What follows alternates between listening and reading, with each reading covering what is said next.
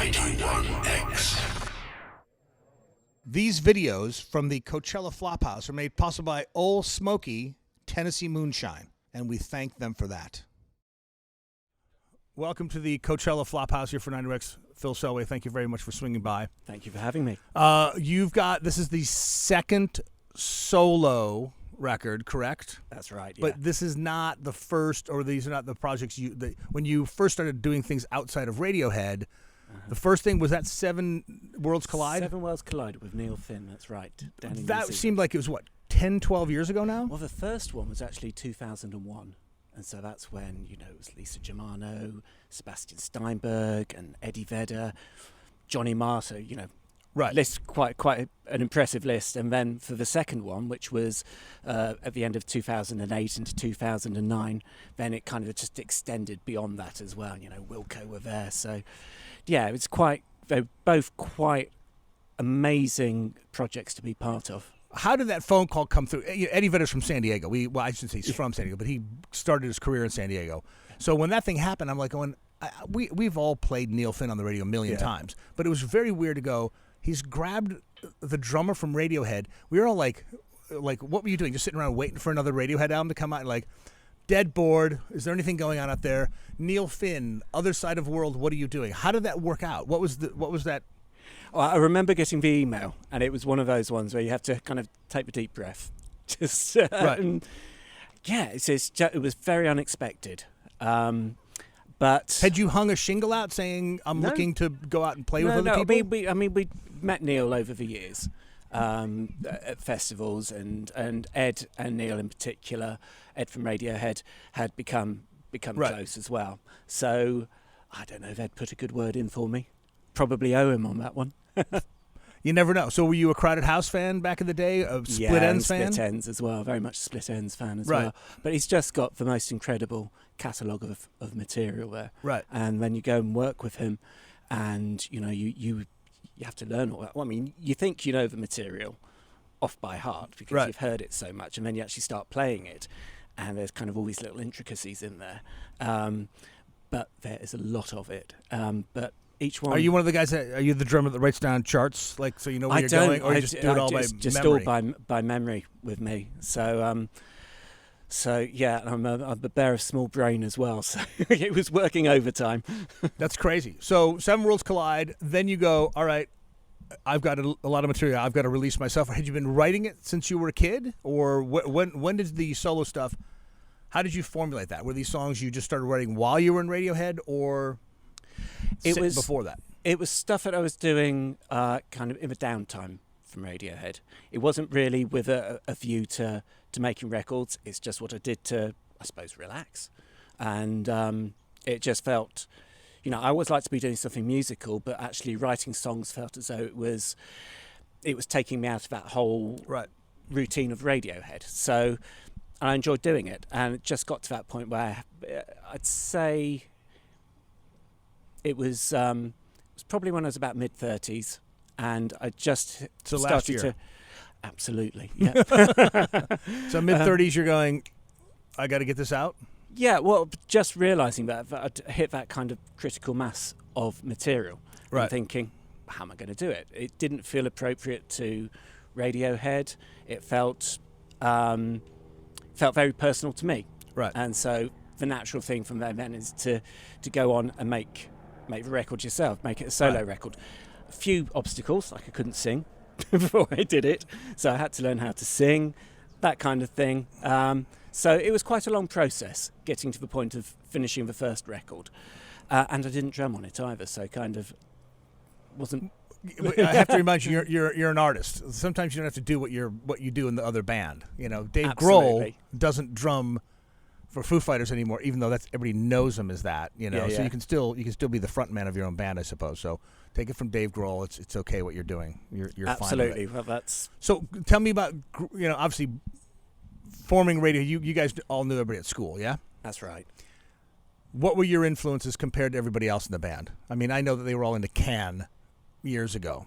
You don't remember this because I don't know how many of the band members came in, but years ago, first tour of San Diego, you came into the studio, the whole band did, and they had just re-released all the Can CDs or all the Can albums on compact disc. Sounds weird to say that.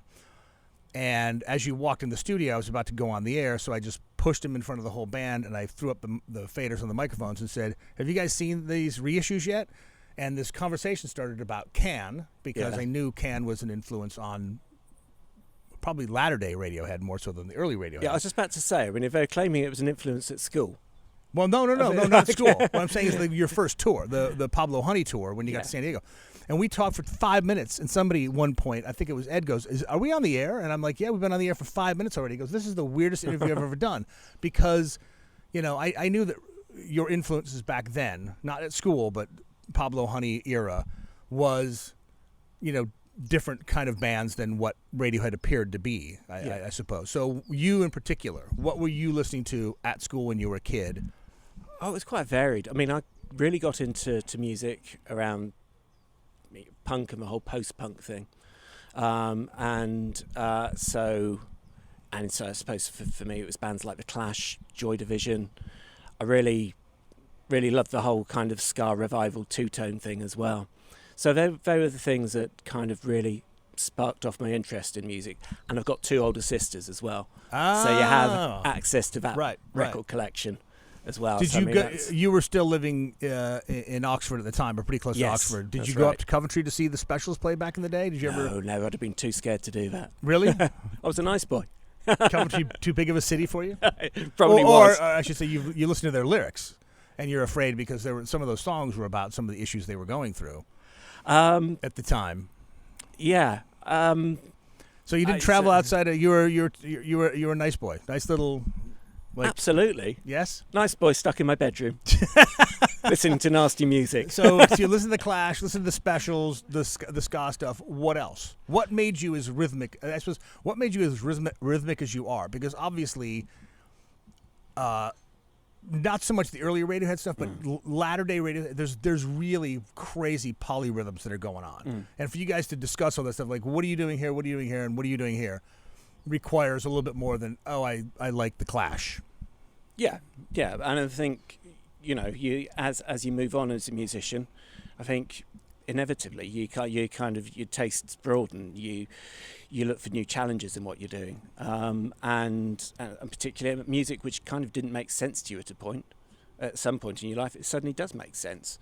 It's a bit like olives. They don't make sense when you're a teenager, and you get to mid-20s and suddenly they're great. Especially, why would they push that thing into that thing? You know what I mean? Like, absolutely. Oh, that's hilarious. That is hilarious. Would you remember, was there a certain point in your life where you go, I've got to do this for a living? Was there a switch that went off? Do you remember when that was, where you said, I've got to do this? Well, I remember from about 14 onwards saying to my family, I'm going to do music. I'm going to be in a band. We're going to do well. And so everybody, my family were fantastic, but, they nod and look at other careers for you at the same time. Right. So I suppose from then, that's kind of what I wanted to do from then. I had various other kind of diversions, like going off to college, and I actually had a proper job for a while. I was in publishing, but it was always publishing or no, book publishing. Book publishing. Medical book publishing, quite worryingly enough. I was a copy editor and I know nothing about medicine, but there you go. But it was always music for me, and it was always with Radiohead. We were on a Friday at school, but it was something, even though we were off doing other things, we knew that it was something that we wanted to actually have a go at some point. So we just spent the first 5 years really just getting our chops together, songwriting chops, playing. We basically learnt to play together. So, right, interesting stuff. The new album. Who's on the new album? Are they just mates of yours from the area, or did you hire people from? Because I don't know if you know this, but you play in this band called Radiohead. You could probably pretty much call up, like Neil Finn did, and call up David Byrne and ask him to do something. If you, how did they put the album together? Who's on it? And on the second one, Weatherhouse. The new one, yes. New one, yeah. It's Adam Ilhan and Quinta. And I met... Originally, it was Quinta who I met first, and she was playing with Bat for Lashes, and they were opening for Radiohead. Right. And from that, just thought, back of my mind, I thought it should be really good to work with at some point. And then when I was putting the band together for my first album, Familial, Quinta played in that, and Ardham, he's somebody whose music I've really been into for a long time.